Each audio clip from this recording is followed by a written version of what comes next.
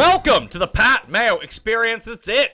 We're getting you ready for the 4 majors in 2018. Also, as a part of our holiday coverage, myself and Geoff Fienberg are going to give you our 10 players we're excited about for 2018. That doesn't mean they're the best players. It just means players that we really like individually. It's not a combined list. I have my 10. You have your 10. Some of them are the best players, though. Some of them are the best players, but like when you don't see Jordan Spieth on the list because he excites nobody. Like, listen, it's not to say that Jordan Spieth isn't a good player. He excites nobody. And I don't even think people like him. I'm not going to lie to you. I think out of any out of any top end player in any sport, people are either indifferent or don't like how slow he is. Okay, I don't want to turn the start of our reuniting and all that into me saying something negative about the best golfer in the world, but I'm probably in the half that you speak of. And the TV ratings show that for a young American golfer that's won pretty much everything, doesn't move a needle worth a shit. If you could pick out, like you gave you like 5 voice samples and someone was speaking, could you identify which one was Jordan Spieth's? I don't know if I could. The guy doesn't talk. I could, but I thought you were going to, if you gave me rant voices, I could probably pick them all and match them to the golfer because he does enough post-round interviews. I've heard them all. Okay, so here are the 2 things that we got to get out of the way first. FantasyNational.com, we'll be talking about, they've already ran a simulation for the Masters. Now, of course, it's not going to be the most accurate because the field isn't full yet, but still, we're going to talk about that when we start talking about the Masters. So you can go to FantasyNational.com. So it's like a Madden simulation? They've already run the tournament? Yeah, so on Fantasy National. Who won? Spieth. I was going to say, Spoiler obviously. alert. But they... He has the most ping pong balls? Yeah, so we've been back testing. That's a perfect way to think about it, too. It's like a ping pong ball, like when you do the lottery for everything. It puts all the stats in and then draws people out. It's been really effective so far throughout the swing season. It's still in beta. It's not a finished product, but it's really cool just to see top 5 odds. How many times does this guy come into the top 5 out of 1,000? Top 20 out of 1,000. So it's just one of the things you can get at FantasyNational.com. It's a free trial. You can go use the site, go test it out right now, all the way up until Christmas Eve, and then it becomes the pay site again. But... listen, if you're going to be playing DraftKings golf, you're going to be betting on golf, or just do pools, it's well worth the investment. I love it. Personally, my favorite thing is something, that I wish every sport had, in the rolling stats. Oh, well, it's the only place you're going to find rolling stats, and that's the most critical thing in golf. Because also, it's critical in golf, it's critical in everything. What happened at the first month of any season matter in the back half. Yeah, well, the big thing is when you go to PGAtour.com, it shows you from the Safeway, which happens in October, all the way through the Tour Championship. So anytime that you go look at, I don't know, especially for like mid-card guys like Johnny Vegas, like what Johnny Vegas did in October of last year, if you're looking at it right before the PGA Championship, how does that matter? It doesn't show you a reflection of how well he's been playing or how poorly he's been playing or what he's been doing well recently to lead to either success or failure. That's why the rolling stats are key. FantasyNational.com. Go check it out. Also, got to give a shout-out to my guy, Josh Burkett. Josh Burkett, but your Burkett sounds better. At GWBuffalo7 on Twitter. If you go to gupscorner.com, GUPScorner.com/one and done, that is the one and done league that myself and you will be playing in this year. Hopefully everyone can concentrate. Shout out to Coach Esser for running the pool for the last 3 years. Gups Corner's got it on. He wants to take a break here. Yeah, it's a lot of work. It was certainly a lot of work, and I always was giving Coach personal props and in the DMs, and I'll be giving it to Josh now and the team over at Gups. And when once you and we kind of got behind Coach Esser's, it hit a whole new level, and hopefully this one we could sort of continue what we were building with coaches. Yeah, listen, we had over 1,000 people in the one last year. If we can get to even 750, 1,000 again this year, it's going to be awesome. It's $50 to play. And the way I would break it down is it's $50 for 40 weeks.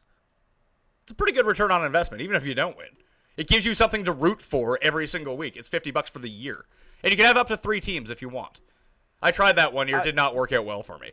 I could argue, other people could argue that it's a lot less than 40 weeks if you pick them. Like I seem to pick them. Yeah, if you pick poorly, then you might just be. But the one good thing about this specific one and done is that there's actually private prizes for each segment. So Sony till the Masters, whoever gets the most there gets a bit of a payout. From Masters to U.S. Open, there's a bit of a payout. So you're never really out of it. So it's really good bang for your buck here. Yeah, and I would say going forward, I would actually be inclined to like maybe have an elimination system. Like a make the cut eliminator pool? Like the thing is, you don't know how to get any of this stuff, so you would have to do it. You don't know how to do it. Well said, so we'll move on. All right, so we're talking today about the four majors: the Masters, the U.S. Open, the Open Championship, and the PGA Championship, which Geoff has described as the Fiesta Bowl of golf majors. So since we're going to be talking about that, we need our historian, since there's some classic courses in play. Joining the show to break down the majors, it's Tim Andergust! Tim Andergust.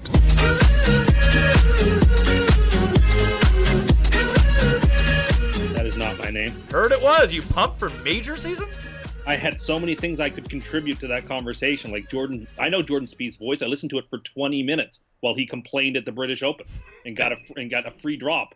Or I know his voice because I've heard, "Oh, Jordan," 1,000 times after he hits it slightly off center in the fairway. He is a king of self-talk. It is true. It seems to work for him. He doesn't take the Lord's name in vain like Tiger, so it's a step in the right direction, but it's still bad form, and I don't like the way he comports himself on the golf course. Well, I think it's good to have Tim on the line for this, too, because, with Tiger being back and being healthy, this just would have been a splooge fest over Tiger. We have the anti-Tiger, the Tiger hater of the year, Tim here. So how pumped are you for Tiger? I actually don't dislike Tiger whatsoever. I dislike the people who slurp Tiger as if he's like the greatest thing ever. That's what bothers me. This is not 2002. But we want it to be 2002. We want to see Tiger do well. I don't particularly care whether Tiger... See, you're a hater. You're a hater on Tiger. I don't hate him. I just hate the people who are like doing backflips about a guy who hasn't won a tournament in 5 years and hasn't been competitive in 5 years. Also, fun fact about Tiger Woods, has won a tournament more recently than Phil Mickelson. Awesome. What's that? Yeah, well, Phil's finished second in a bunch of tournaments. Oh, that's great. Awesome. First loser. You love a good loser, don't you? Oh, remember when Phil couldn't hold out Von Taylor, who had a carry bag? Yeah, he missed the 3-foot putt on 18 at Pebble? What a loser.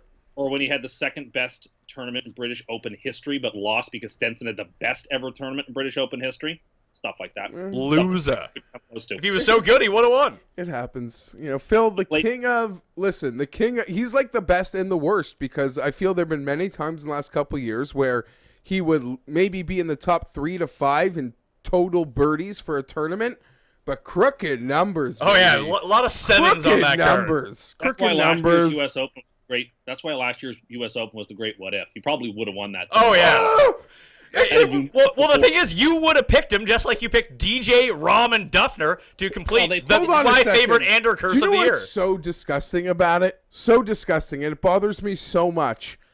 I agree Phil's got this U.S. Open, history and jinx card. But here's the thing. It's the big what if for Tim for the one tournament Phil's never won, and he doesn't win anymore either. But, yeah, he would have won if he was there. No, yeah, thanks, and Tim. Here's the problem. In like 15, 20 years, when Golf Channel makes a documentary on the career of Phil Mickelson, and they do a huge segment, 3 chapters, 4 chapters on the U.S. Open and his failure in it at not being able to win it, Pat, they're going to do a whole part on 2017 and this they're going to make 2017 like it's putting it into the tent. You know what I mean, though? No. Here's the thing, though. No. When they make this documentary, I might be working at Golf Channel at that time. So I'll make sure that doesn't happen. Do you understand? They're actually going to talk about 2017 like it was one that got away. Like it was a potential. Get the hell out of here. I don't care. You made me angry about this again. Because if this thing was at Pebble Beach or a course that suited him, he would have been there. He'd have told the daughter good job, valedictorian. Congrats. I don't buy any of it. And all he did was make poor Wee Kim stay there to try to be the first alternate. He also, Tim also kind of spoiled my worst moment of 17. Well, let's do a very quick recap of 2017. What is your worst moment? Okay, the worst. Well, it's the worst hole. Pretty much was Jordan at the British. Yes. Just making a complete embarrassment of himself and taking away all my Kuchar money. Oh, mine too. And everyone's Kuchar money. He's so lucky that he was in the final group. Because if there wasn't a final, if there was a group behind him, that'd have been a completely different tournament. Greatest hole, guess what? Of the year, it also involves Spieth. But he lost. It was when Dustin Johnson hit about a 399 drive and then chipped it to about 4 feet from about 99 yards. The first round of the FedEx Cup playoff. Yeah, in the playoff. It was Dustin's drive on that hole. And he also hit like a 22-footer to get force into it. However, that was the shot of the year. Dustin's drive on that hole was the shot of the year. Yeah, that's sort of what I mean. So, and then the win of the year to me, it's a tie.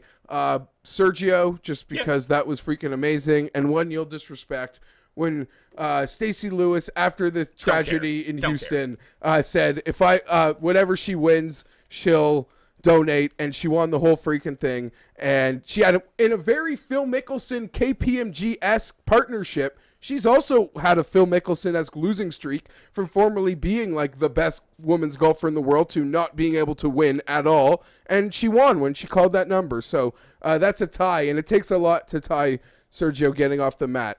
You know what I preferred over Stacey Lewis's win? When Austin Cook donated to my bank account by winning the RSM Classic. I wasn't talking about betting. From betting for me, it might have been like Leishman at Bay Hill. I think mine was had one at Valspar for me.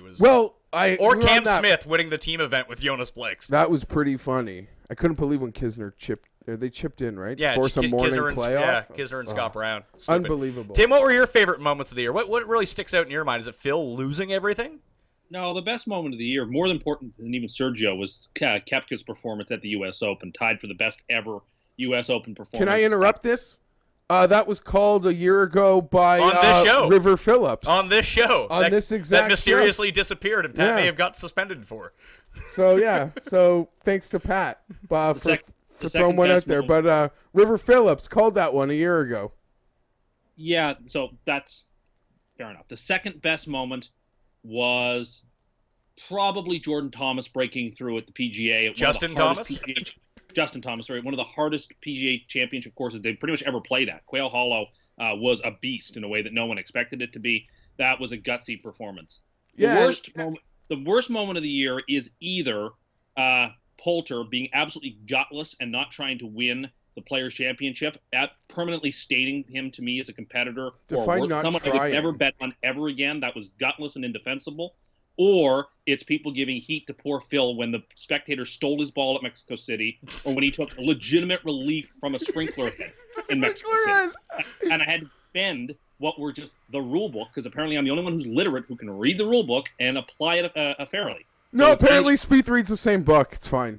So it's either Poulter's nonsense and gutlessness. No, actually, it's Poulter's. That's the worst. I will go the other way with this on Poulter. So remember Poulter was in that big thing where he needed to get his tour card? Oh, yeah, no, or someone else's wife did his math. No, but at the Players' Championship, if he came second, it basically qualified him for all the majors and it moved him up enough in the world rankings that he could have went for a risky shot that I don't think he could have hit anyway. But he doesn't have the length to hit some of these shots. And Siwoo was just out of his mind.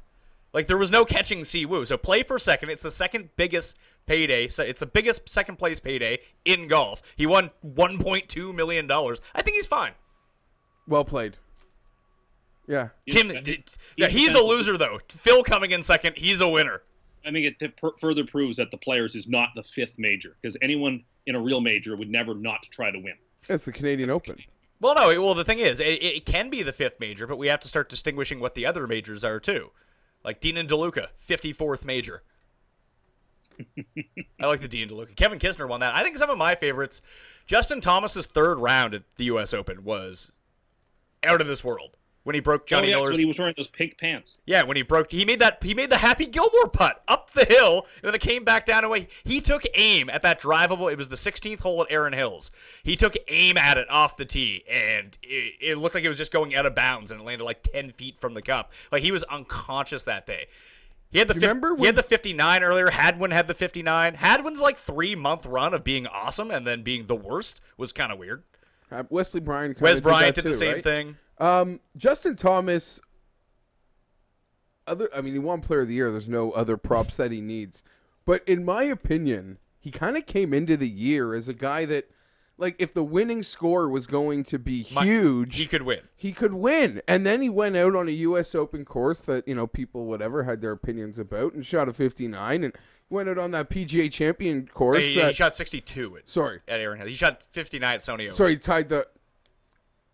Yeah. Anyhow, and then he does what he does at the PGA Championship. So, in this thing, my favorite narrative always was how Justin Thomas, in my opinion, was better than Jordan. Like, when they played for good times, to me, like, as kids or whatever, Thomas was wiping him up. And then on the PGA Tour, he couldn't catch it. Well, and now it's all changed, and he's going to be better than Jordan Spieth this year. The biggest thing with Justin Thomas was every event he won was in, like, Malaysia, and it was a no-cut. He won Hawaii. He didn't win in North America. Till the U.S. Open. On mainland USA, because Hawaii's North America. But he didn't win on mainland USA till not U.S. Open. To the U.S. Open. The PGA Brooks won the U.S. Open. What's that? Brooks won the U.S. Open. Open. Oh, yeah, the PGA Championship, sorry. And then he won the Dell. Yes, he did win the Dell. Did he win the Dell? Yeah, by 3 strokes over Spieth. The Dell. Oh, that's the... they changed the name this year. That's the Boston one. The Deutsche Bank, and now it's the Dell. Yeah, and then he lost to Xander in the Tour Championship, but still won the FedEx Cup. Xander's, weirdly enough, like the first time people really got a good glimpse of Justin Thomas was at the U.S. Open when he was making that run. Like, golf people knew who he was and that he was supposed to be really good, but your casual person didn't really know who Justin Thomas was. Almost like they didn't really know who Brooks was until he won the U.S. Open, too. Sure. He was popular among people that follow golf, but your casual viewer had no sense of who any of these guys are. So he came onto the scene. That was the same week that Xander Schauffele started, like, getting good. I think he came, like, T8 at the U.S. Open. He had a lights-out year the rest of the way. He's getting a lot of hype this year. I don't know if I'm fully there. Okay, let me ask you this. Who do you think has a better year? At the end of the year, who do you think is higher in the world rankings? Xander Schauffele or Bryson DeChambeau? Tim, I know your answer. Yeah, well, then don't ask me. Tim, poor Tim. He Andercursed. He picked Bryson to win the Masters last year. Very close, but very close. I could see a leap from DeChambeau. I'm kind of expecting one. Oh, yeah, for sure. I mean, he did get his win last year, which was nice. He beat Patrick Rogers at that one bothered me. That was the week before the British. It was at John Deere. The spot on the plane. When no one was playing, so Bryson could win the glorified Web.com event. Rogers made a big mess of that. Yeah, he did. All right, let's talk Masters. Augusta National. This is the 84th Masters, April 5th to April 8th. I mean, it's always the most fun tournament. I like the Open Championship more. I like the week around it. I like waking up early. The Masters is the one that we all care about the most. Like when I get the highest ratings of the year for one of these podcasts or videos, it's going to be before the Masters. Although last year was the U.S. Open. I don't know why. Weird thing. Sergio Garcia is the defending champion over Justin Rose in a playoff. The rest of the leaderboard was Charles Cooch, Thomas Peters, Kevin Chappell, Paul Casey, Rory, Ryan Moore, and Adam Scott. The year before that, the reason that I think our show is still on the air, Danny Willett won the Masters. In our greatest gambling achievement of all time. Me, you, and everyone who watched the show won all the bucks that week. Not me. No, not you. You yeah. were like, Lee Westwood's going to win. You just put a big smile on my face.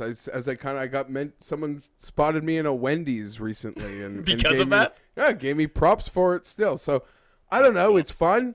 I thought we had something good like before that, and that kind of like, I don't know, kind of raised the whole like it raised the stakes of this whole thing, and now pretty much all year people are asking me like what's your when they go to but Vegas, there isn't. That was just even last year I didn't feel that way about anybody. The person I felt the best about last year, the big bet I made. I bet on Spieth and I bet on Rose, and I was able to hedge out on Rose. But that's not like a Willett. No, it's like not. Someone's like, who should I bet for the Masters? I there's guys I like, but they're like, no, I want like your Willett. I want the 150 to 1 guy. Well, those guys don't normally win. And there's about 3 guys who I've been giving when people send me that sheet, but it's not also my favorite pick. Also, everyone's betting Matthew Fitzpatrick. Matthew Fitzpatrick is not winning the Masters. Sorry. Why do people like Matthew Fitzpatrick so much? I have him at 125 to 1. Who's a better player, Daniel Berger or Matthew Fitzpatrick? It's Berger. It is Berger. I love them both. They're two guys I really like. All right. So, par 72. 7,400, 35 yards for the Masters. Everyone's very familiar with the course. That's one of the great things about playing it and being the only major where you play at the same place every year is that people get very accustomed to watching it.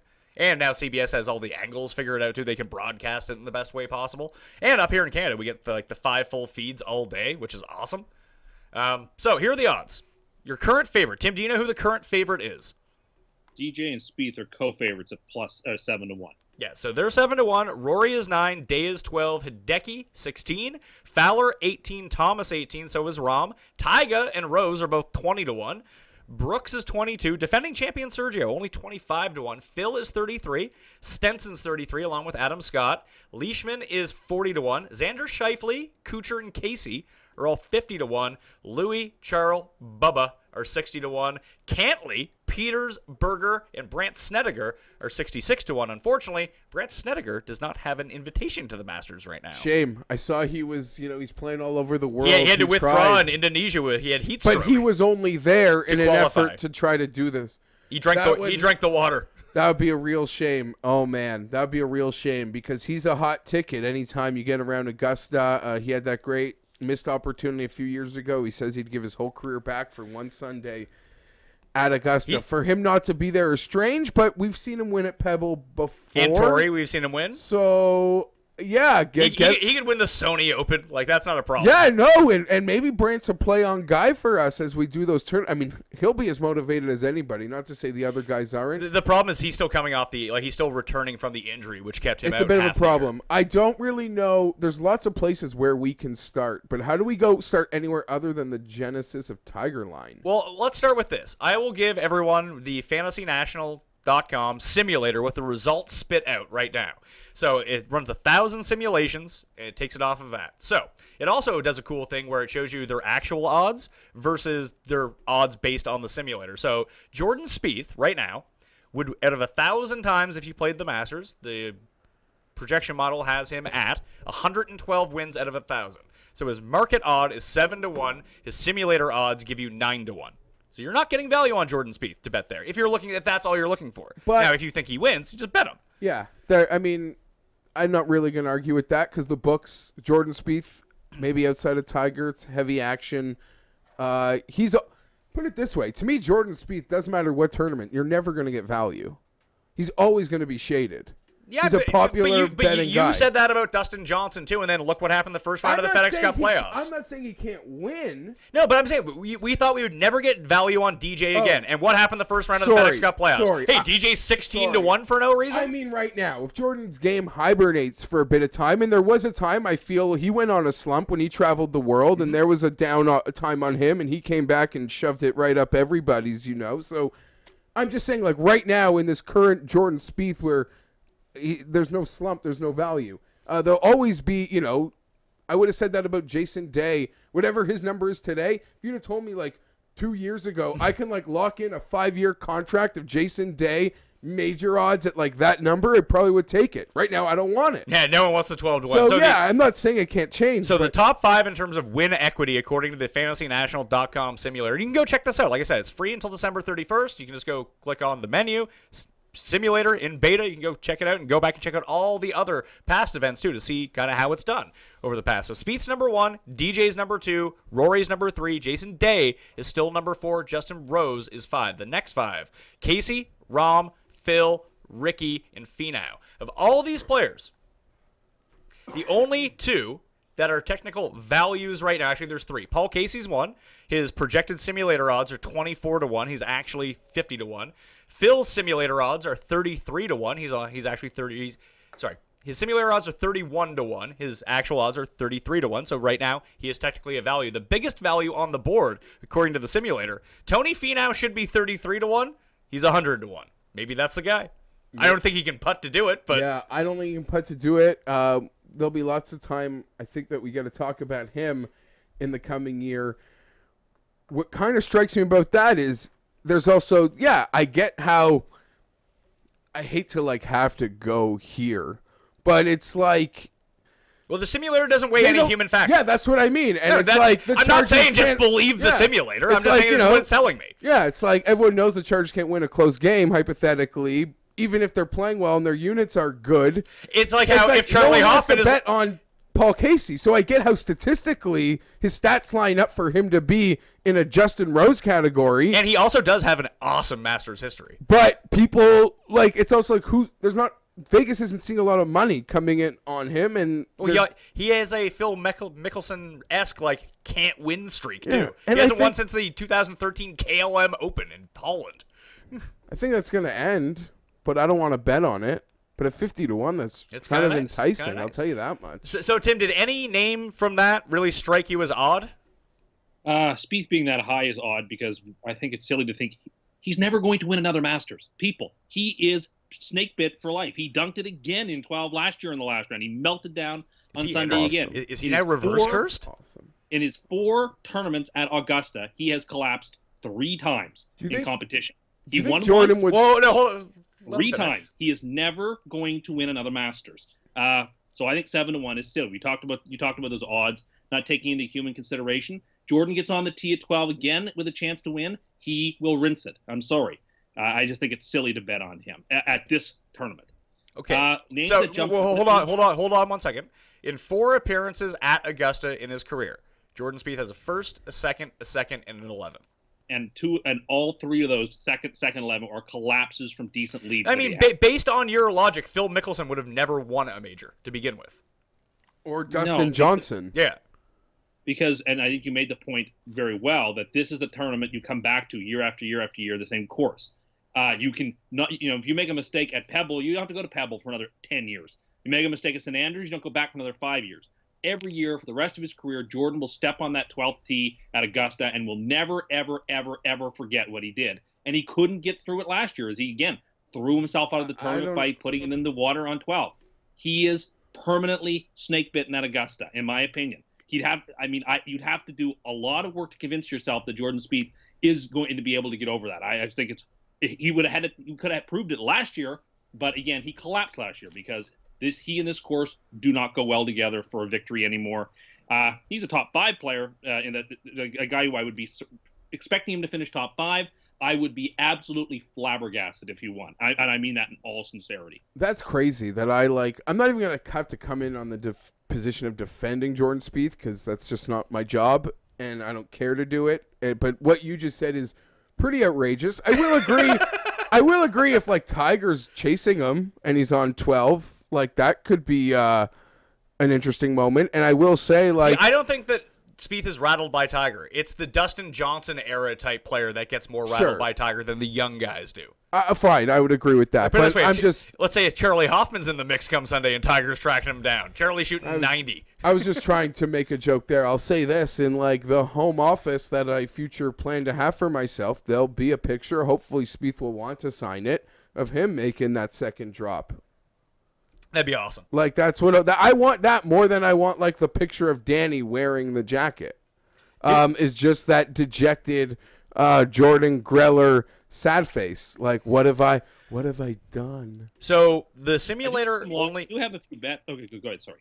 The simulator only it puts a lot of weight on what's happened recently. So some guys, if they haven't played in a while or played poorly the last time we saw them, get weighed down on this. But this is really interesting. Tiger right now, according to the simulator, should be 143-1. He's 20-1. Now, again, he hasn't played in ages. Also, the big one that kind of stands out to me, Mark Leishman should be 167-1. He's 40-1. A lot of hype for Leishman. I think there's too much hype. A lot of hype in sort of me trying to prepare for what we're going to do over the holidays. Who would you rather bet right now? Mark Leishman to win the Masters, 40-1. Paul Casey, 50-1. I'd take Paul Casey. Yeah, I probably would take Paul Casey. That being said, Pat, just the genesis of the Tiger numbers alone are pretty funny. Like how quickly it dropped, like at a Thursday at the Hero. Oh yeah. From like good practice reports from like with other pros to the president, yada yada yada, it drops, and then Thursday at the Hero, it like just sinks. It just sinks. Yeah, he was looking good. It's a laugh. What should the number be? A fair number or a number that will get people to bet? No, the real number. The real number? The real number, not Tim's. 60? Yeah. Yeah. 100 to 1, yeah. 70 to 1, like, it's too high. But the thing is, if you dropped him to 15 to 1 right now, people would still line up to go bet Tiger at 15 to 1. Well, I'd be interested to see what the handle is. I bet you at 20 to 1, the handle's he's not one of the top 5 most bet players right now. He is definitely the most bet on player of the Masters already. Yeah, this is the funny part of it, and this is something we like to look at sometimes, when we're betting, or it's a barometer where Tiger's 20 to 1 to win the Masters. Who's the head-to-head they let you bet him to tournament matchup There with? isn't. Because is it another 20 to 1 golfer? You're going to give Justin Rose versus Tiger head-to-head at the Masters? Well, here's at the minus 115 both sides? I don't think you're going to see that. Well, even when you're looking at value when it comes to some odds, like I noticed this at the RSM Classic, because I really dug. It was the last tournament of the year I really dug into it and hit a winner. It was nice. But Bubba was 90 to 1 to win the RSM Classic. He is 60 to 1 to win the Masters. He's a bit lost right now, though. He's a bit lost right now. Because he's won at Augusta twice. Sure, but that's... No, but it's also... But he's playing against... At the Masters, he's going to be playing against the 60 top players in the world. At the RSM Classic, he was playing against a glorified Web.com field. And he was 90 to 1. Yeah, but I would argue that more in, like, if Bubba gets his game together, he's as good as not as good as anybody, but he's as good as anyone in that second level at Augusta. But for now, in December... parts of his game looks like a bit of a dumpster fire. All right, so who do we think's going to win? Tim says not Spieth. I like Alexander Noren, actually. I think he's incredibly undervalued. I had him last year. Why do you like Noren? Wow. He's a top 10 player in the world, and you're getting 66 to 1 on your money? Seems like a reasonable bet. More than that. Noren's not winning the Masters. I had the big Noren ticket last year that I felt like I had it like now, and he was on his like heater. He was on the heater. 200 but that's the thing. He was more primed to win it last year than he is this year. No, he was a rookie last year, I think, though. Oh, a debutant. Yeah, and that was the one thing I didn't win. 201. Hey, don't target the debutants. That's never a good idea. I'm looking at it like, could this be Hideki's year? Just get an average week out of the putter. He's always good at Augusta. Here's the thing. And he had too much hot fire last year. He was too good. It's the same thing that's going to happen to Justin Rose this year. Everyone right now wants to bet Justin Rose because he's won like 5 out of 6 tournaments. He's going to peak like it happened to Hideki last year. He peaked finally. He won like 4 tournaments during the swing. He won in Phoenix, and that was like the last we heard of Hideki like being a challenger until the Bridgestone. I'm a pro Hideki guy. I used to, Pat, one of like the first cut-ups you probably made of me was like if Hideki looked like Ricky and got the neon, he would be everything Ricky is. He's better than Ricky, but that's a different story. That's a different story. I've actually got more confidence in Ricky right now to get that big win. Ricky's the new Phil. No, we'll have lots of time to debate that and all year to go at that because he's like no, that's impossible. Yeah, he's not good enough to be Phil. Phil in his prime is much better than what Ricky's doing. Please. Phil was the best player in the world, not named Tiger, for a large stretch. Ricky will never be one of them. / not named VJ. Yeah, that's fair. That's fair to say, I suppose. VJ did have a great stretch too. Hey, VJ was the only one who could knock Tiger at a number 1. Here it is. You heard that story about like Hideki breaking down after not coming through at the PGA Championship. I think for all like the best in the world without one, no, I don't think Ricky wears half the pressure Hideki wears. Yeah, but we would have said the exact same thing about Sergio.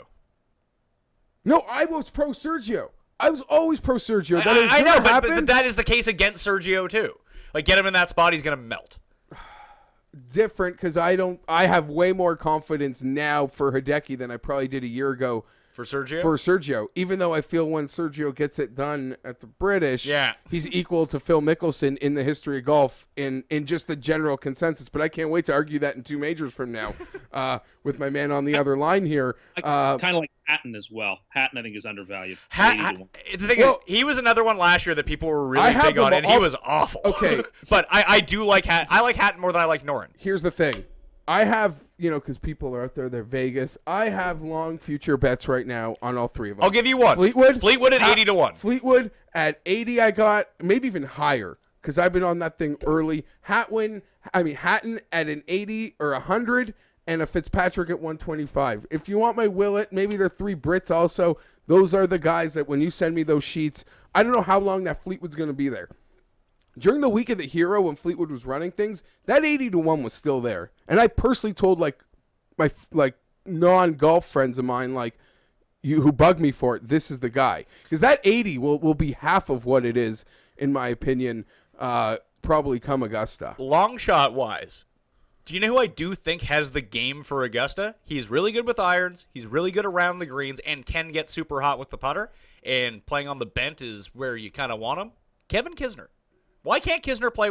Kisner has been basically an elite player now for the last 18 months. I'm not going to say anything bad. He Georgia guy? He took down Jordan Spieth. Like, he went head-to-head with Spieth and beat him at Dean DeLuca. Like, he's had his crumbles now. And I like that. I like that that's out of his system. I don't think the moment will be too big for him. I think that he's someone who's alive at least. He's like 125 to 1. I like that a lot, actually. I hadn't thought about that. Tim, do you have any deep guys? Well, I gave a couple of deep ones. I mean, relatively Noren, deep. I mean, his pick to win is deep. That's true. Noren's going to be deep. It would be Noren, or I mean, listen, I really like Thomas. I think Thomas at 18 compared to like Rory at 9. I think there's a ton of value on Thomas. Love Rory. Noren, yeah, Hatton. Those are the guys I sort of like. Okay. I mean, deep play, I'm always going to have a piece on Zach Johnson because he's a former winner here and you get a lot of value on him. And he won the British Open a couple years ago, so Zach Johnson is always live. Other than that, maybe Freddie Couples top 10 for fun because if he's healthy, he'll probably be in competition for it. That's too greedy, though. It's just Fred Couples to make the cut is the bet. Deep for me are the Brits that I've just talked about. I can really get behind Dylan Fratelli? And I'll say this. At the top, pick to win, I can't even slice him right now. It's double barrel Ricky Rory, man. Like right now, who do I think's going to win? Those are my guys. The world could be down on Rory. I'm not one of them. And can I talk about a gambling strategy? Go for it. Because I've been doing this with the Masters. My Ricky numbers are juiced, and this isn't anything. I'm not reinventing the wheel right now, and it's just simple for me. I'm already betting. And tell me if this is. You could detract from this and tell me you're an idiot. Okay. But for easy math's sake, let's just say like $100. I'm already going to bet NFL game X for $100. Mm-hmm. So if it loses, I'm already losing. Why not take, 20, 25, 30% of that bet. Spread the wealth. And say, this is a $70 NFL bet, and it's a $30 NFL bet with Ricky Fowler. 3 for 3 right now. I'm loving it.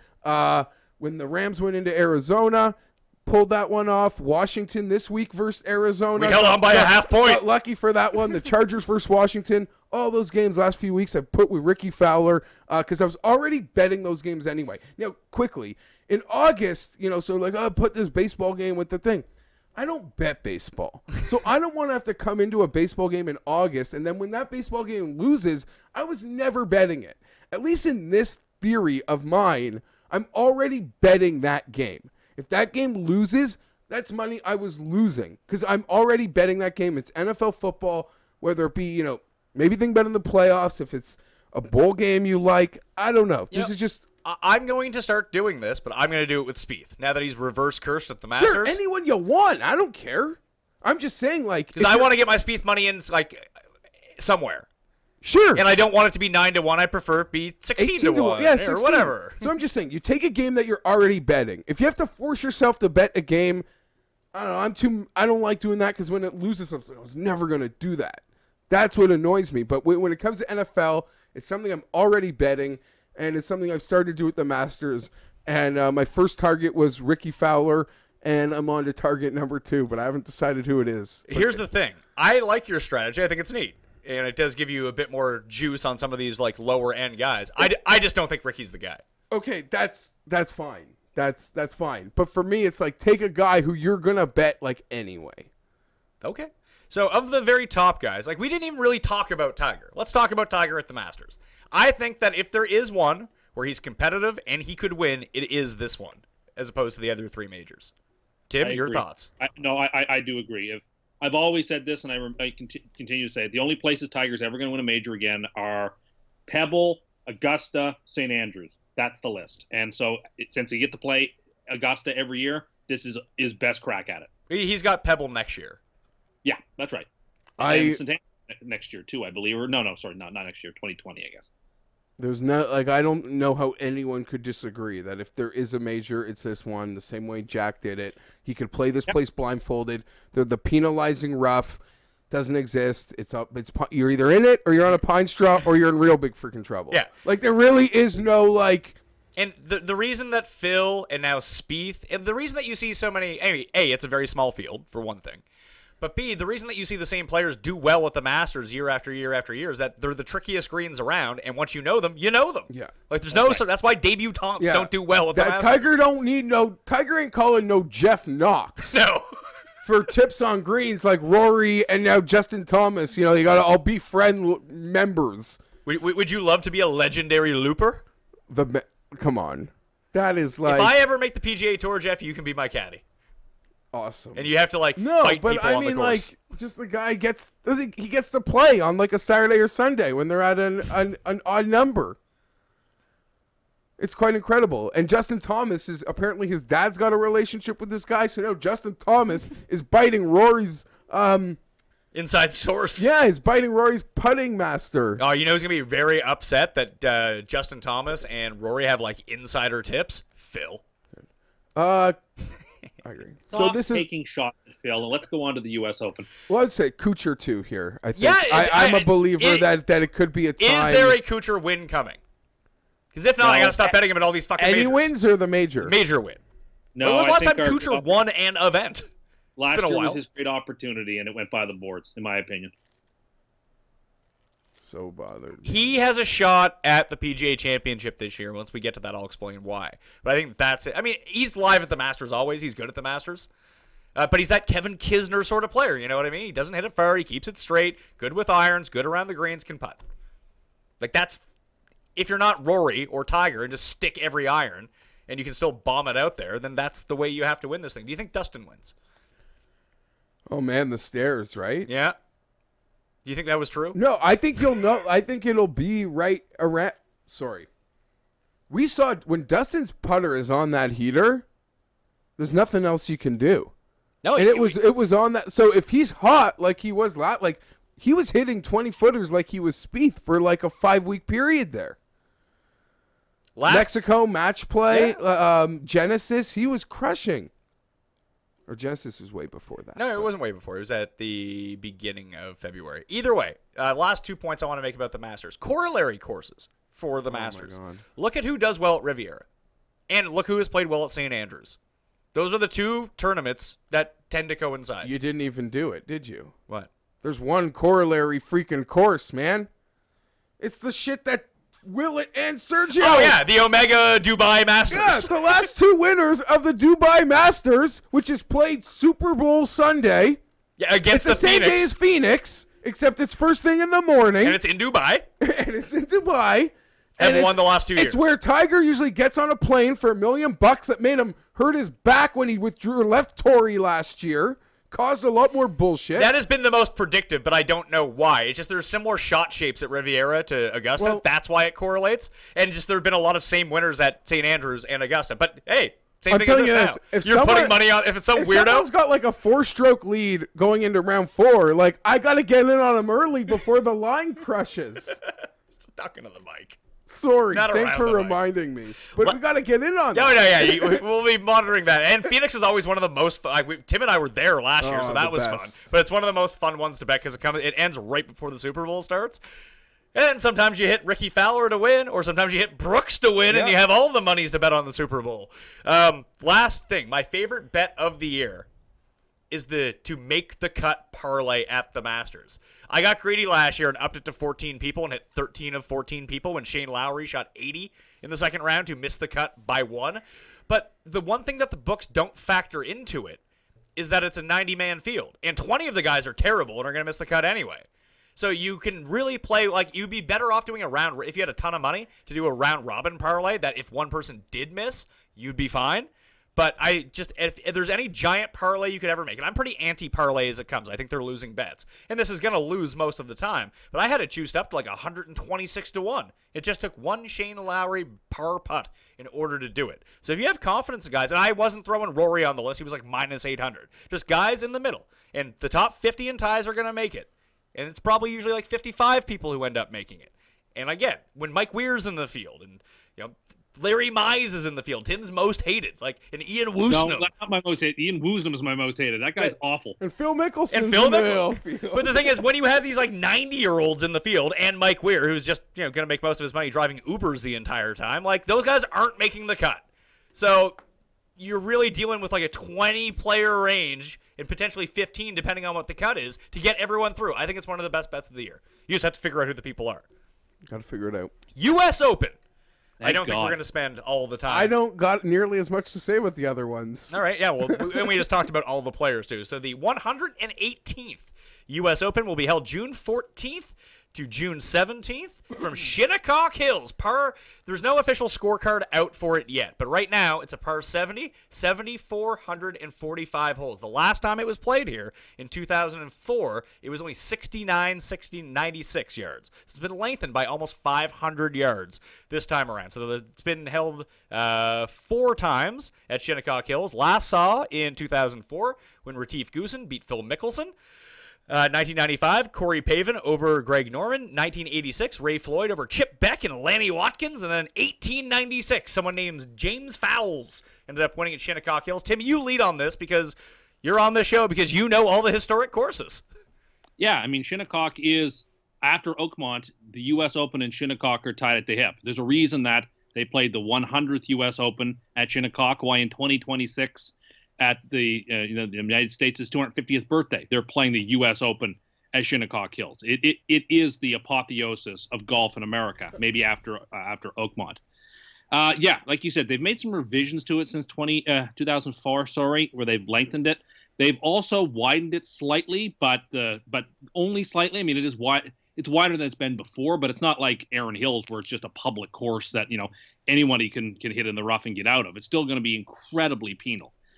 The greens are treacherous at Shinnecock, and as usual, this U.S. Open is a survive and advance U.S. Open, and it's the guys who grind, who can hit accurate shots. I mean, Corey Pavin in 1995, for example. Retief Goosen, the guys who are able to hit tight, accurate shots. This is not a course for bombers. This is not a course where I think bombers have an advantage. I think it's a course where short, accurate golf with nice putting, that's what wins the day. Well, the problem with that is the extra 500 yards could make some of those par 4s real tricky for some of the shorter hitters. Maybe that may be true, but you hit the green, you'll be kicked off the green. So I don't know that people will be trying to drive greens very often. I think it'll be laying. No, I'm not saying drive greens, but there's a gigantic difference between hitting a 9-iron into a green and having to hit a 4-iron. So to me, this course is won by guys who hit their irons the best, and so that's what you should be considering. Who's the best pure iron striker?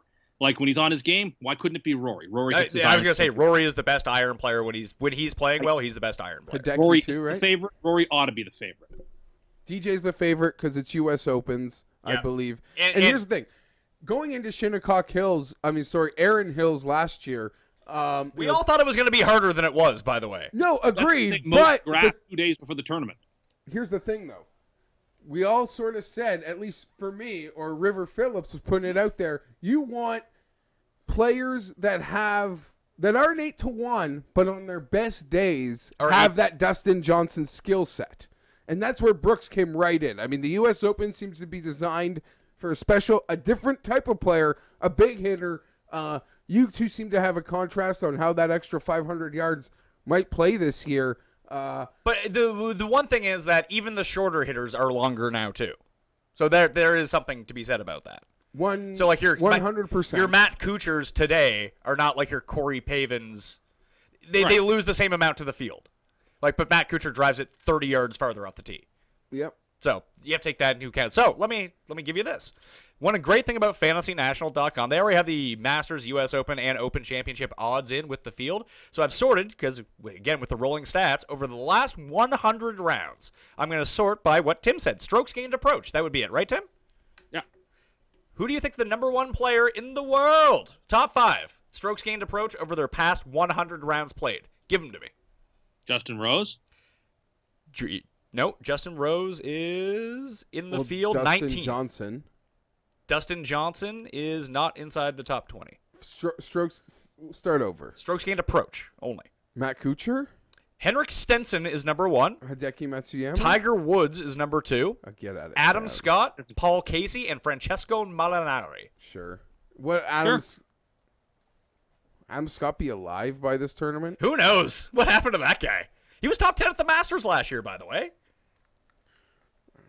I watched some of those Aussie Open clips, man. Yeah, he was not good, and Jason Day was real fat.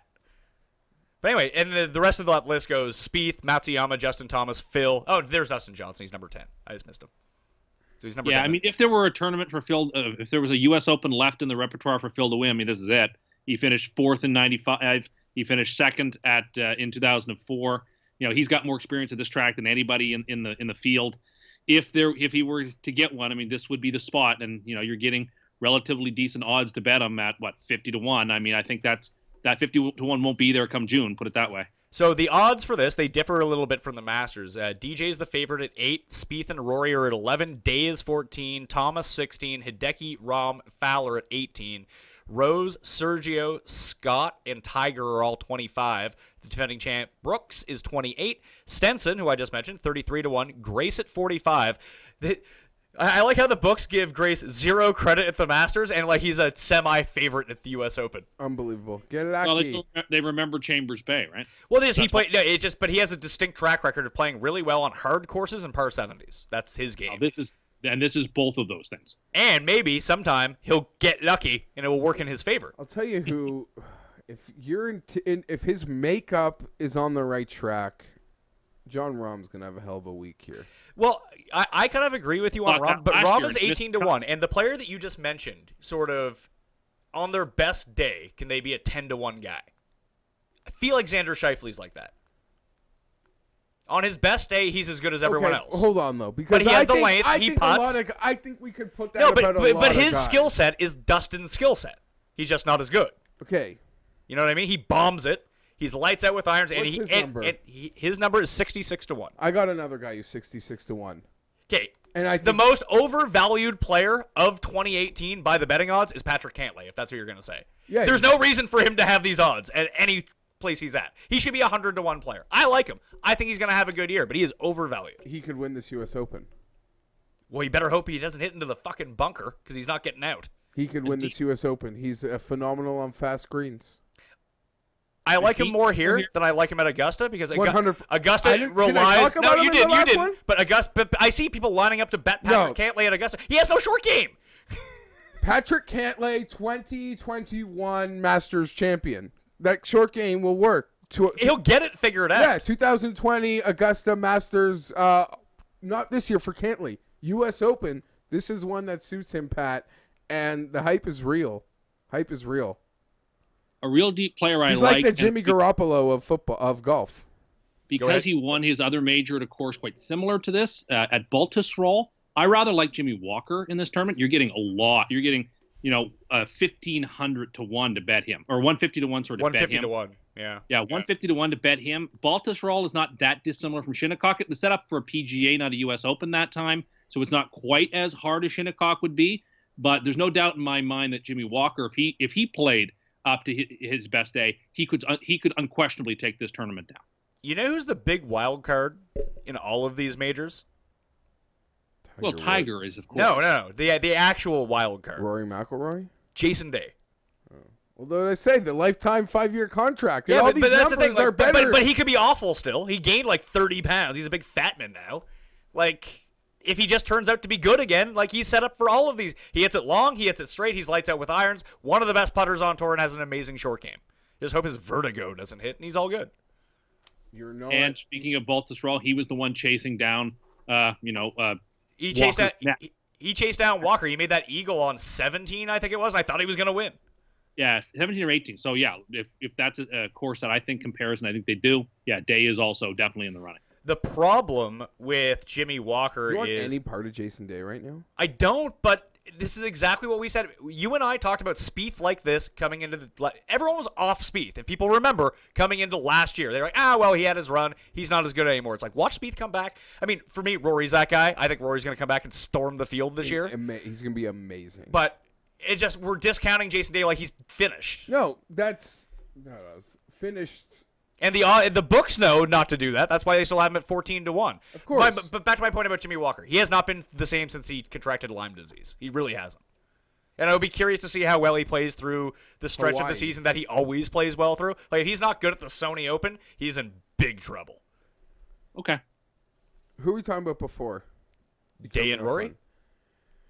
Here's the thing. Jason Day, I mean, I see it right now. You're going to be sitting here doing your master show, and you're going to be like, Jason Day pivot. You're all everywhere else. Give me my Jason Day. Instead of doing the parlay that you're doing on these football games with Ricky Fowler at the Masters, well, it just could be do anybody. Just do it with Rory at the U.S. Open. He could be next, sure. And we know he can win U.S. Opens, and he can win them by lots. I think, like you, I think he's going to be so good this year. So We didn't talk about any of the South Africans. Charles, Louis, Grace. Any love for those guys? I always like Louis. Louis can compete in any tournament because he's got the best swing in golf. So if he's on, he when's the last can time beat. he won? Louis? Ooh, Yeah. It's been he always wins like some stupid South African event. But In like PGA Tour. he's never won in the United States, so that's odd. But he just came second at the PGA Championship. He's lost in a playoff at the Masters. Like, he's a good player, but I don't know. I don't think he wins any of these majors. British Open's probably his best chance. What about, quickly, before we leave this one, Berger or Reed for U.S. Open? Well, Tim, you tell us about Patrick Reed first.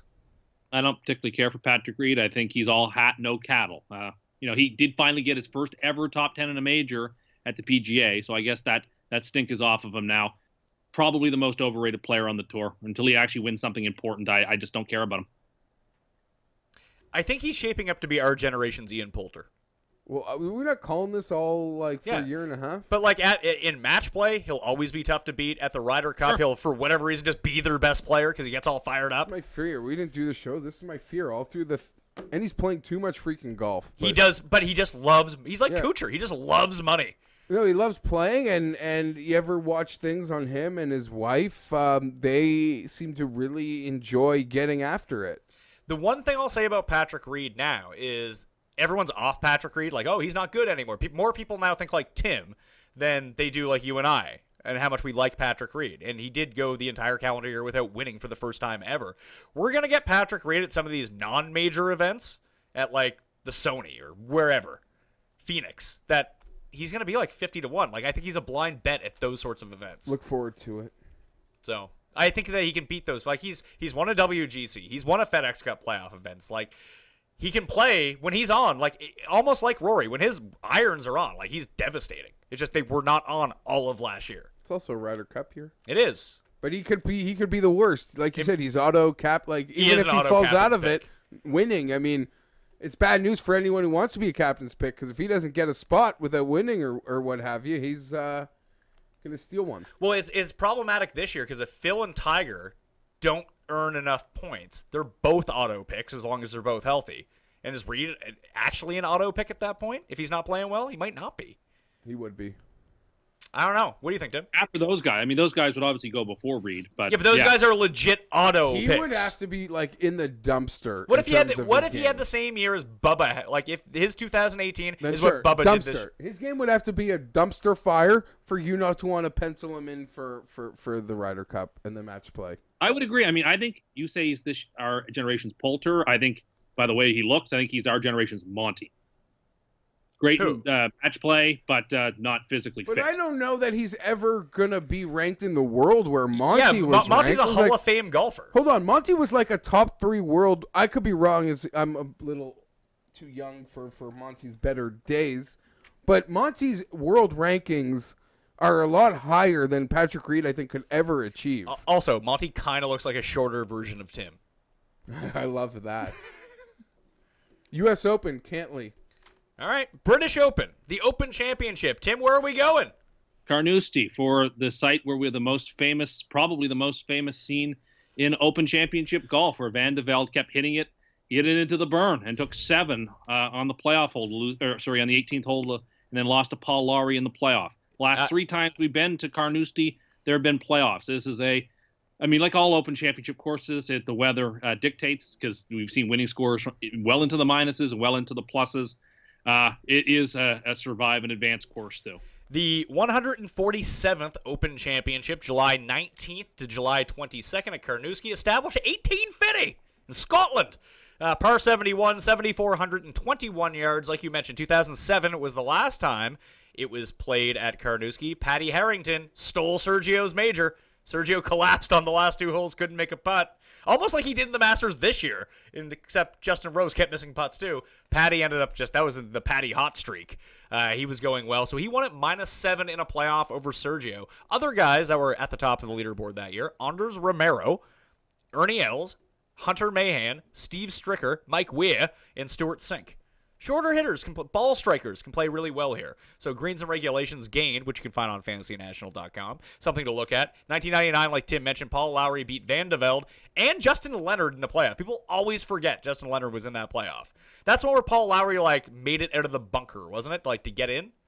Yes, but again, all anyone ever knows about that tournament is Van de Velde. So the guys that finished at the top of the leaderboard that time, behind them were Angel Cabrera, Greg Norman, Davis Love III, Retief Goosen, and Tiger. That was the next one. But Harrington won at -7. Lowry won at +6. So to talk about those swings that Tim was talking about because of the that's a 13-stroke difference. Sure is. And then the time before when Tom Watson won in 1975 in a playoff, he was -9. It's like a lot of traditional British courses that their protection is the wind. And if the wind and weather don't protect it, you can take advantage of these old girls. I will say from a gambling aspect for the Open Championship, it is the one you do not want to play futures on because so much is dictated. We even saw it again this year. The last 2 years at the Open Championship, if you had just waited for the weather report to come out and you picked the right side of the draw, and there was a huge advantage last year, there was a huge advantage the year before, and just loaded up on guys from that draw, you were looking a lot better. And unless you find someone who's criminally undervalued and it doesn't matter, I would just wait till the last second to make bets on the Open. Sometimes I always find guys that are criminally undervalued, or at least in the lead up to the tournaments. I can't help it, and I'm a sucker for certain numbers. I'm telling you this right now. Sergio Garcia revenge game. It's going to be magnificent, Pat. It's going to be amazing. All right, so if you wanted to bet Sergio right now, they have that factored in. He's 20-1. At Carnoustie. So the odds are Spieth 8, Rory 10, DJ 12, Ricky 18, Sergio, Rahm, and Thomas are 20, Day's 22. That's kind of intriguing. Both Day, Ricky, and Rose are all 22 with the Open. Like them all. Tiger's 25, Scott and Stenson are 28, Brooks is 33, Casey's 40, Fleetwood's 40. Fleetwood just getting way too much respect in terms of odds. Well, for being at the Open. Yes. It's half of what he is at every other major. What's funny is, just to rewind a year to last year. At his home course. He's coming in on such a heater and a lot of love because I know I had him at 80 or 100-1 to win the U.S. Open. I had him at 150-1 at the U.S. Open, and I had the top 5. He won all the money for me. Yeah, I mean, he had a great run, and then the first time your game is at a point where people want to talk you up to win a major, and it's literally where your dog took shits. Come on, what an unfair shot. He stood no chance. I'm sure Tim had him, right? Hatton 66, I think that's intriguing. Well, yes, I did have him, Jeff. Yeah, I know you did. Any of the Bretts, man. Fitz, Hatton, Fleetwood, I'm a sucker for all of them. Another guy that is 60-1 right now, and I think could play really well at this course, is Rafa Cabrera Bello. Big fan. I'm a big fan of him, too. His scoring average on the European Tour last year was pretty awesome. Pretty and he was one who came back and won the Scottish the week before the British last year, just out of nowhere too. Big. The guy can score in bunches. Sometimes if the I get myself in a slut for Rafa periods where because he doesn't win, but I'm always a sucker for him on cards. He's always a good DraftKings player over a bet from time to time. Oh, but he's so. But Tim, do you know what the best part about Carnoustie is, or are? What is that? The burns. There are many burns. So many burns. I think that Fleetwood is a good bet here. I mean, he played this place 6 weeks ago and broke the course record, so he obviously feels pretty comfortable at Carnoustie. If I think that here's the thing: for him. If they go there, Tim, and there is no wind, multiple course records get broken this week too. That's true. That's just what's going to happen. I'm not discounting. I'm a sucker for Fleetwood, but this course in 2018, if the weather is down, it is going to be a boat race. Sure, but he did shoot 63. It's not yeah. Fair enough. If the weather's down, and that's why Pat's point is exactly right. Very dangerous business to be betting futures in the British Open. The Open Championship, as you always correct me. Sergio and Ricky for me. You just love Ricky.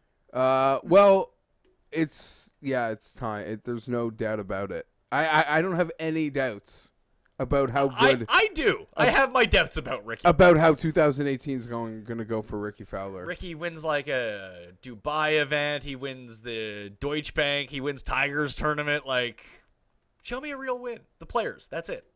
But he always has late tee time, so like he can play on these tough courses. All right, finally, Tim, where is the PGA Championship?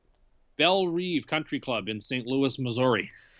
It is the 100th PGA Championship this year, August 9th to 12th. The course has previously been set up. Okay, and this is a tricky one. Also, the last one played at the real time for the for the PGA Championship. Yes, next year it moves to what, May? Yeah, May, because of course, anyway, yes.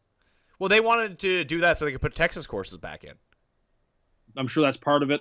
It just gives you more access to courses across the country. Like it's physically too hot to play in Texas on August 9th. Right. They also stick the Players Championship at a time where no one's going to watch it, which I don't understand, but whatever. That's great news. I mean, I don't care about the Players Championship. I hate the Players Championship. Tigers playing, people are going to watch. That's true. If that's that's a big difference. The Hero World Classic it did better ratings than the PGA Championship. Yeah, but it's on against March Madness. Nobody is watching it who isn't a golf fan. Fair enough. Unless Tigers win. Hold on, it's not first round March Madness. But it's Sweet 16, Elite 8. Those are great games. I'm sorry, it's just no one's I know, but watch. they're played in one-offs. Like they're not. That's all I'm saying. We'll see. Anyway, so last time it was played, it was a par 70 at the 2008 BMW Championship. So it was in the FedEx Cup playoffs. And it was 7,304 yards. That's from the scorecard of the 2008 championship. I can't find one for this year's PGA Championship. So the big thing to note about this, it held the 2008 BMW, the 1992 PGA Championship, and the 1965 U.S. Open. However, in 2006, it was redesigned by Reese Jones. So the course doesn't really match up with what it was previous to that. So here's some other notable Reese Jones designs that guys play on the PGA Tour. Baltusrol. So, Tim, you brought that up. It's where the 2016 PGA Championship was. Hazeltine, where the 2016 Ryder Cup was. Oakland Hills, the 2016 US Am and the 2008 PGA Championship. Sea Island for the RSM Classic is a Reese Jones redesign. Torrey Pines is a redesigned Reese Jones course. The GC of Houston for the Shell Houston Open. The Quicken Loans, Congressional's one. Bethpage's one. The Tour Championship at Eastlake is another one. Do you know who this screams of? Jason Day. And Kevin Kisner. No? And Kevin Chappell. The only guy that could beat Kevin Chappell is Jason Day. Yeah, I mean, if Jason Day is winning a tournament, Kevin Chappell's auto second. Kevin Chappell would have had, like, the Xander-esque hype. Had Jason Day not existed. Yeah, the year before. If Xander just came in second, like, I'm not saying he won. I'm not taking the wins away, but it was, yeah. That's all. Well, let me ask you this. At the PGA Championship right now, you can bet Xander Schauffele at 50-1 or Chappell at 66. I'll bet Chappell at 66. I'd copy you. But I wouldn't mind either of them. So the winning score last time in 2008, and obviously it's not going to have the same setup. The BMW Championship's not going to have the same setup as the PGA Championship. It'll probably be lengthened. The rough will be longer. But Camilo Villegas won at 15 under over, and this is the important part. Listen to the types of players that finished at the top of this leaderboard. He beat Dudley Hart, Jim Furyk, Anthony Kim, shout out Anthony Kim, Stephen Ames, Tim Clark, and KJ Choi. What do most of those players have in common? Lack of length off the tee. All accuracy, no length. The problem is, I don't know if the course is going to play the same 10 years later. Or Kuchar, is Snedeker healthy? Snedeker, Kuchar. This could be Kuchar's spot. All right. And right now, Kuchar is 40-1. That's factored in a little bit. Of guys who play similar games in that range, Molinari's 66, Kisner's 66, Snedeker's 80, ZJ is 80. You're talking about like accuracy specialists. Okay. So I found that very intriguing. And I'll take Penn State. We're talking about the Fiesta Bowl, right? Yeah. It's honestly, I'll be honest, like I got very little to say. Your little description there is almost the first I'd done because I saw that this was almost a complete unknown for me, and August is too far away, and it's not the other three majors as much as Tim likes it. even though it's been around for longer than the Masters, and therefore has some sort of. That's why it's not the Fiesta Bowl. It's been around longer than other bowls. But anyway. But it has nowhere near the same prestige. Although the Wanamaker Trophy is pretty cool. But it's also like if you put yourself on like TNT, you're not going to have the same prestige, maybe. Okay, so if we talk about players right now, we had to talk about like accuracy players. We talk about if you go to fantasynational.com, you can sort by fairways gained. It's better than driving accuracy. It's fairways gained. Who gains the most strokes against the field by hitting the fairway. So, like, put it this way. If you play at Kapalua, for example, you're going to hit every fairway. So who's Hideki and Stenson again? What are we talking about here? Okay, no.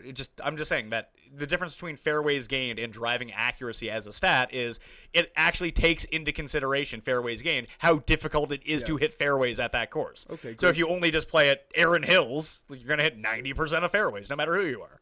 So Henrik Stenson's number 1 in this stat, followed by Molinari, Kuchar, Zach Johnson, Kisner, Matthew Fitzpatrick.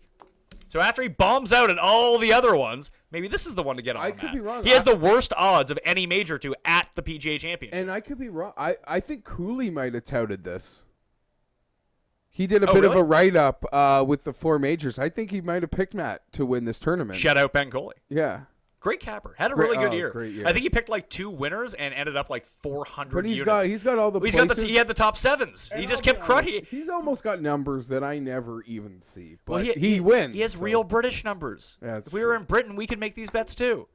We're not. Other guys on that list, Webb Simpson, Griot, Russell Henley, Ross Fisher, who we didn't even bring up once, who had a really good 2017.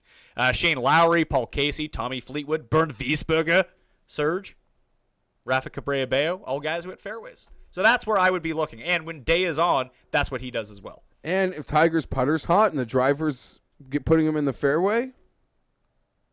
Yeah. I'm just saying it sounds like a winnable event for anybody who's got like a Jason Duffner-esque like swag and hitting it to 4 feet for 4 days. This is true. That's all I'm saying. Or the Keegan swag from that one weekend. Like it just seems like one of those events someone's going to pin stock and like what can you do? Tiger's 25 at this one, and this one's mimics the other odds. Spieth 9, Rory 10, DJ 11, Day 12, Hideki 16. Tim, do you have a lean for this one?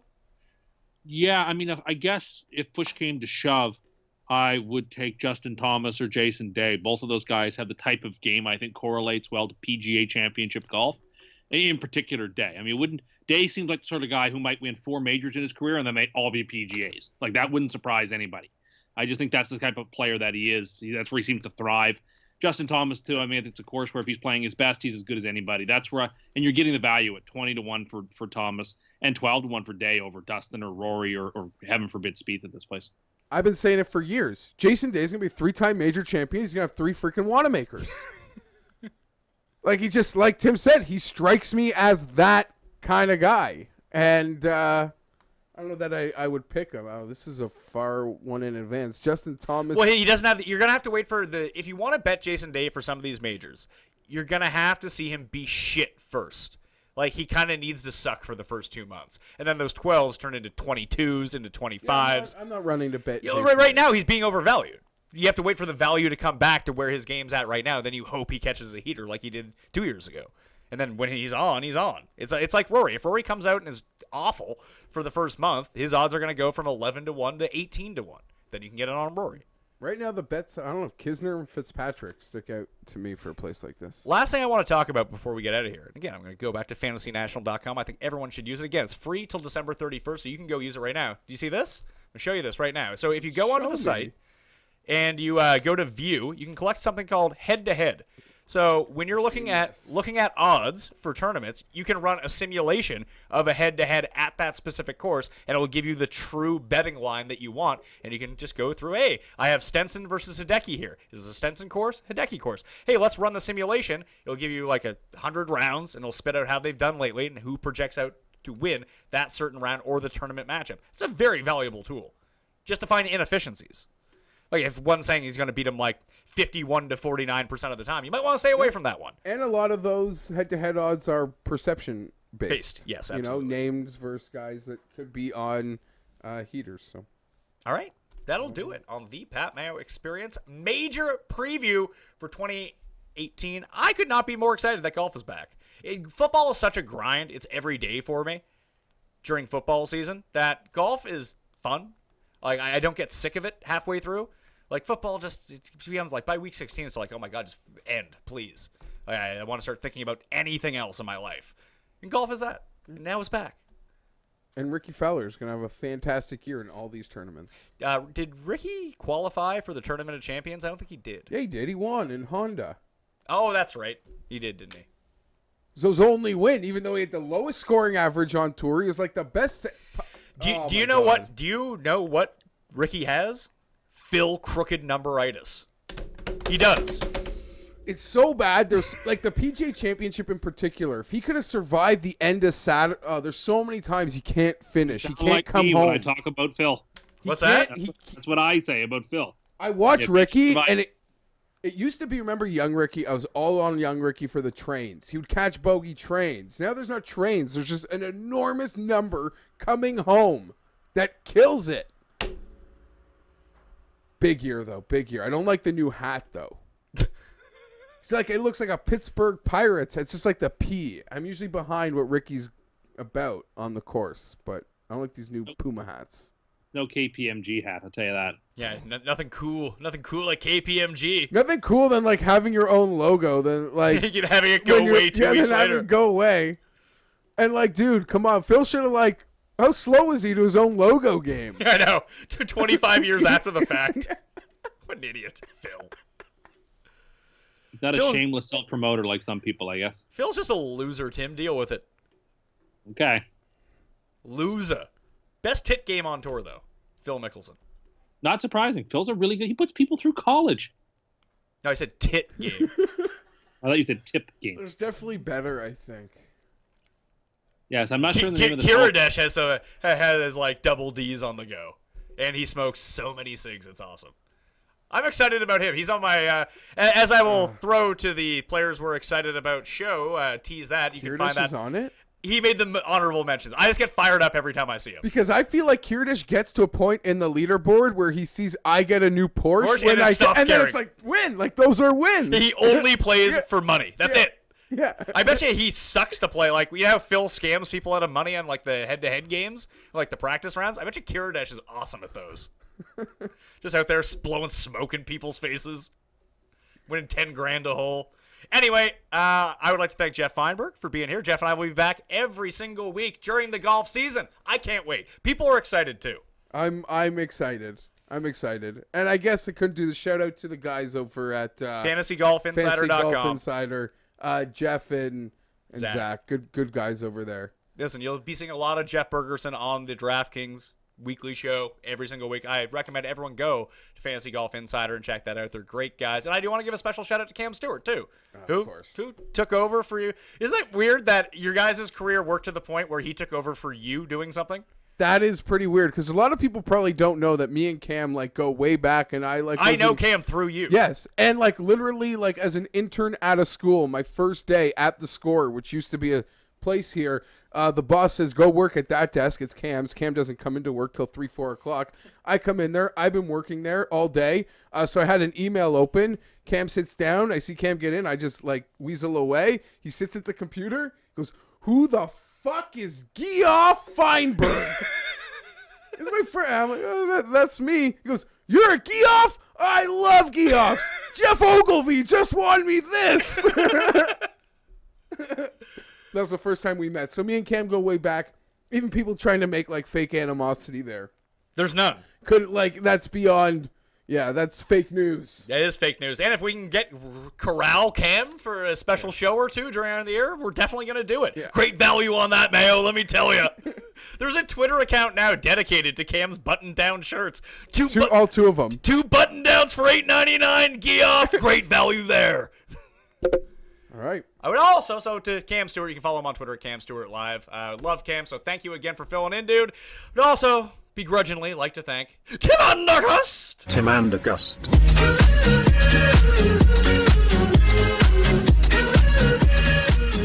Not my name. For being on the line. You love Cam, too. Oh, Cam's great. He's hilarious. Remember when you and him were yelling at each other about the Kentucky Derby? We were agreeing more than disagreeing. We both appreciate the greatest spectacle in sports. Or when he was on Cuss Corner that time and you had him until you were like dipping stuff in tea or something like that. No, I believe I lost him when I told him that a Pop-Tart is a sandwich, even though it is a sandwich. Yes, he was not really enjoying that. They started making animal noises. You gotta start doing animal noises. They come out of me sometimes. All right, I'm Pat Mayo. You can follow me at the PME on Twitter. You can subscribe to the Pat Mayo Experience for the audio versions on iTunes, Stitcher, Google Play, and Audio Boom. The video versions up on the DraftKings YouTube page. You can find all of our content on those same platforms and all my cheat sheets throughout the week for DraftKings-wise up on DKPlaybook.com. If you're looking for the bets, they will be on my Facebook page, facebook.com/thepme. Thanks for watching. Get fired up for golf season, all right? The top 10 most exciting players from Geoff and I is also going to be on the feed over Christmas, so check that out, all right? I'm Pat Mayo. I'll see you next time.